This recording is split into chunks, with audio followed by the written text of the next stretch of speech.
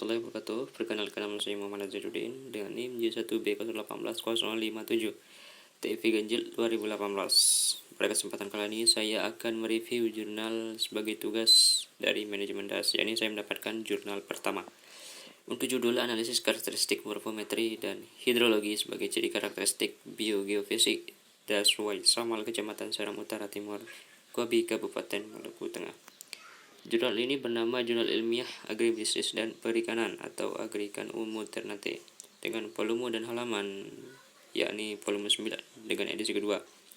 Untuk tahun penerbitan yakni Oktober 2016. Penulis Edi Said Ningkeula. Dengan review saya sendiri pada tanggal 8 Maret 2021. Tujuan dari penelitian ini adalah menganalisis karakteristik morfometri DAS, kemudian karakteristik hidrologi DAS yang diperlakukan dalam rangka pengembangan sumber daya alam secara optimal. Untuk subjek penelitian di sini ada karakteristik morfometri hidrologi DAS. Untuk metode penelitian, metode yang digunakan dalam mengidentifikasi karakteristik DAS Samal Kabupaten Maluku Tengah meliputi metode survei dengan pendekatan deskriptif kuantitatif.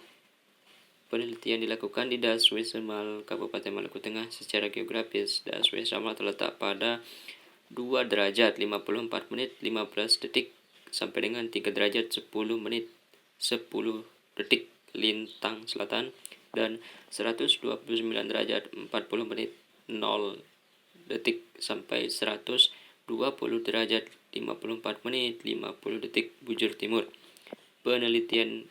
Penelitian telah dilakukan pada bulan November sampai bulan Desember 2014, kurang lebih 1 bulan, melalui survei lapangan dan analisis laboratorium serta analisis data. Kemudian untuk hasil penelitian didapatkan bahwa karakteristik morfometri dan hidrologi DAS Samal menunjukkan karakteristik morfometri berupa luas DAS 45.777,6 ha atau 457,77 km kuadrat, tergolong DAS kecil dengan bentuk DAS memanjang dan berbentuk dendritik. Pada materi sebelumnya terdapat karakteristik DAS seperti sentrifugal dan lain sebagainya.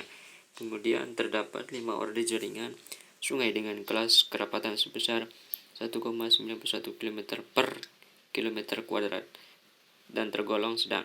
Kemudian karakteristik hidrologi menunjukkan limpasan permukaan dan debit maksimum sebesar 1435,50 meter kubik per detik. Tergolong buruk dan sering terjadi banjir, namun debit minimum sebesar 17.101 meter kubik per detik adalah baik. Debit rata-rata sebesar 726,30 meter kubik per detik adalah sangat baik. Koefisien regime sungai sebesar 83.094 meter kubik per detik adalah tergolong sedang. Koefisien historik sungai sebesar 0,024 adalah masih cukup besar. Untuk kelebihan dari penelitian ini adalah saya melihat bahwa dalam penelitian ini sudah jelaskan secara jelas metode yang digunakan dalam penelitian, sehingga penelitian jelas dari mana mendapatkan sumber data sebagai bahan untuk penelitian.